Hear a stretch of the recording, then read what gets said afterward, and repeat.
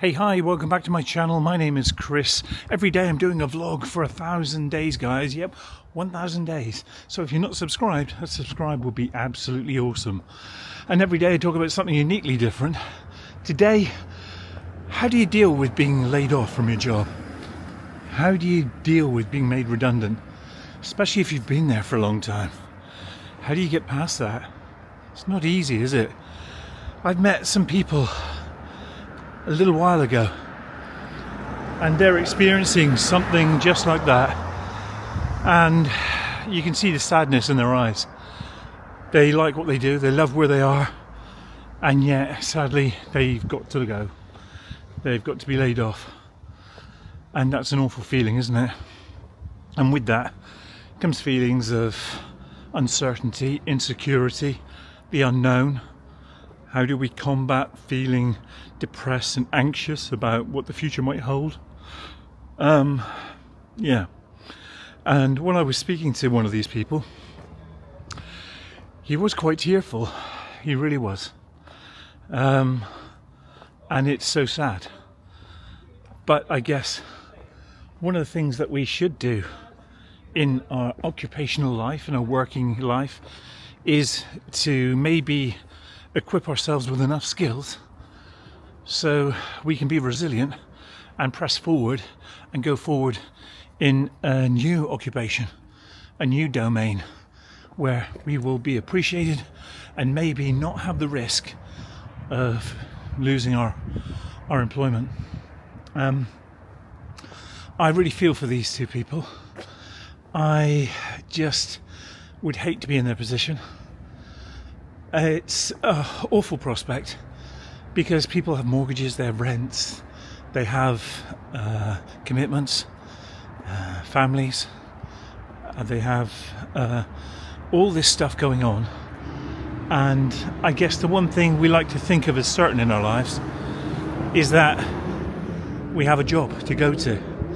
Irrespective if we like it or not, we've got a job and it pays for our lifestyle, our way of life. And that is so horrible for people. And it doesn't matter how old you are. If you've been in a job for a year or so and all of a sudden you find out you're being made redundant, yeah, that's not so good.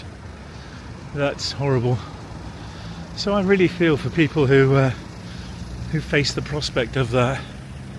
It's just not fair, is it? It really isn't. And it seems to me that some companies just don't care about people.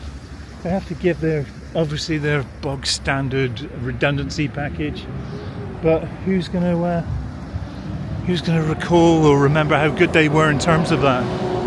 You just want to really, if you can, just leave that and get on to other employment. But you may be lucky enough if you're with a company that you are able to just move forward and get another job. You may have some time where you've got to be able to do that, but if you don't, then and you're being laid off almost immediately that day, that must be absolutely awful. So when you recognize that, that's not so good, not so fair, is it? People find it very very challenging getting another job, especially if they are older. If you're older, getting another job isn't so easy. And maybe learning new skills, equipping yourself to go forward and pressing forward, that's not so easy. And I think for older people to learn new skills can be challenging. I remember working with somebody not long ago where they would find it challenging to deal with IT, and they're not somebody who is very conversant with computers, with information technology. They're just not, and they really struggle with it, and I believe to this day they still do. So you've got to have the right skills for the right role. So if you've been doing a job for a very long time and you find yourself in that place, well, I don't know, it's just awful, isn't it? And I really feel for people who do that. It's just not fair. And yeah, it's just horrible. But people do find themselves in this position. They really do. And how they combat it, I have no idea. And it's just awful. But what you've got to say to yourself, maybe this is an opportunity to go forward and do something different. Maybe it's just turning a negative into a positive. And if you can do that, well, you're a good person. You really are. And it's staying strong and tough through all this. Things I talk about that's so easy to talk about, but very hard to do. But do it you must, because you got to survive. You got to carry on, and you've got to do the things that you know you should do. And if you can do it, well, it's a wonderful prospect. And it's horrible. I mean, everybody will face losing a job at some point, no matter who you are, where you're from. It's going to happen. It really will. And it's what you do in that time frame to make sure that you succeed. And if you can succeed, you'll be fine. You'll carry on. Life will be okay. But it's not easy. It will be a rocky road. But you'll find peace. You'll get there. You'll be in a sustainable place. And you'll be able to get this other role, this other job. And after a while, you'll feel more settled.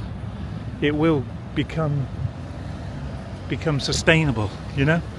And hopefully the old job then will be just a memory. It will just be something that you used to do and it was in the past. And that, my friends, is where it will sit. But yeah, I just felt the emotion the other day from, like I say, from somebody. He was obviously quite tearful about losing his job, losing his role.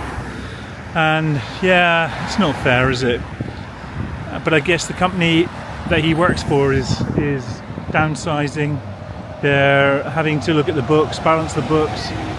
They're having to look at absolutely everything in order to save money and secure their position in the marketplace. So I get it. It's market forces are driven all the time by employment, and you really have to sort of understand that and relate to it. But when you're at the brunt end of losing your job, that's not so good. I really do feel, though, for the people that it affects. And yeah, it's just horrible. But it affects so much of your life, doesn't it? And if you haven't got any savings, if you haven't got anything saved, well, you know, what do? How do you overcome that? It's not easy. Yeah. So if you're experiencing something similar, and you've had the threat or risk of losing your employment, if you've got time on your hands, just look around for other jobs. Now, there's plenty of other places you could look. There's online applications, apps rather, that can help you, and there seems to be an awful lot of help in terms of that. It's not like the old days where you had to go down to the job centre and physically look for jobs in the window and apply handwritten sort of applications. Now it's pretty much all online. So it's turning that time that you had when you left work into almost a full-time job to find a job, if that makes sense. You've got to put yourself in the driving seat to get to where you want to be. So but you know, using it sometimes as an opportunity to use other skills that you may have acquired over time. And that's not a bad thing, is it?